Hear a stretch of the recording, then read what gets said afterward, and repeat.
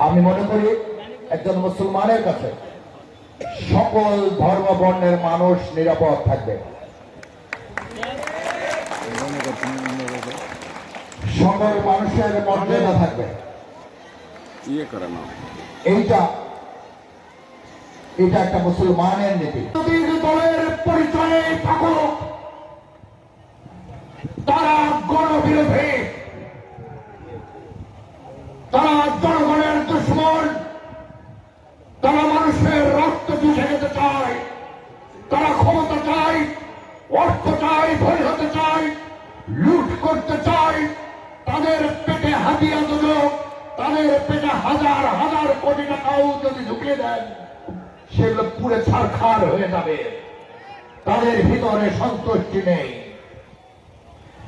আমরা বাংলাদেশে এই নওগাঁর মাটি থেকে জনাব তারেক রহমানকে আমরা একটি মেসেজ দিতে চাই। আপনার যে স্লোগান ঐক্যবদ্ধ বাংলাদেশ, একটি মানবিক বাংলাদেশ, সেই বাংলাদেশ করার জন্য আমাদের এলাকার হিন্দু, মুসলমান, বৌদ্ধ, খ্রিস্টান, ধনী গরিব সকল মানুষ আপনার সাথে থাকবে ইনশাআল্লাহ।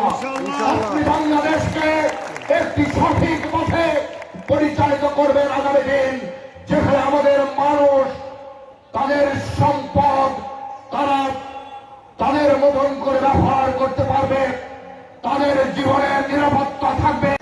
মূলত আপনারা এই বাংলাদেশের মালিক। সবাইকে ধন্যবাদ। আসসালামু আলাইকুম ওয়া রাহমাতুল্লাহি ওয়া বারাকাতুহু।